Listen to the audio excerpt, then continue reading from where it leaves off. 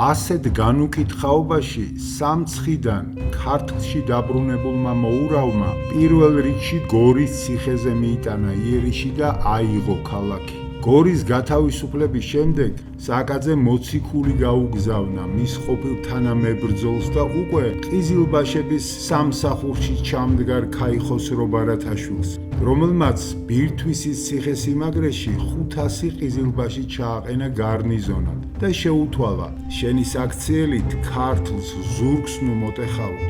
ყიზილბაშებისგან ზურგამაგრებულმა ქაიხოსრომ კი იმავე კაცის პირით შემოუთვალა, თუ აქამდე ვიბრძოლე, სამაგიეროდ ვისგან რამე რგო წილადო. ქაიხოსროს ასეთი პასუხის შემდეგ სააკაძე თავისი ჯარით გორიდან საღამოს გავიდა. შიდა ქართლიდან თრიალეთის გზები სწრაფად გადაიარა და სოფელ ტბისში მოულოდნელად წაადგა თავზე ქაიხოსრო ბარათაშვილს. მოღალატე თავადი მოურავისგან ასეთ უცაბედ თავდასხმას არ ელოდა და თავის სასახლეში მშვიდად მჯდომარე ადვილად ჩაუვარდა ხელში სააკაძეს. დატყვევებულ და შეშინებულ ქაიხოსროს მოურავმა იქვე ბირთვისის ციხესიმაგრეში მისგანვე ჩაყენებული 500 ყიზილბაშის გამოტყუება მოთხოვა სიცოცხლის შენარჩუნების პირობით. შეშინებულმა ქაიხოსრომ მოურავის ბრძანება გულმოდგინედ შეასრულა და ყიზილბაშები ციხიდან გამოიტყუა.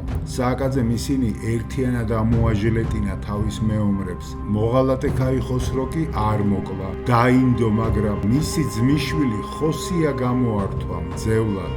კიკანადბერის ციხეში გაგზავნა და იქ გამოკეტა ტყვედ.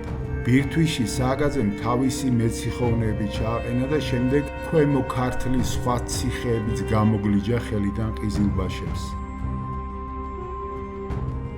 გააგრძელეს საქართველოს ისტორია.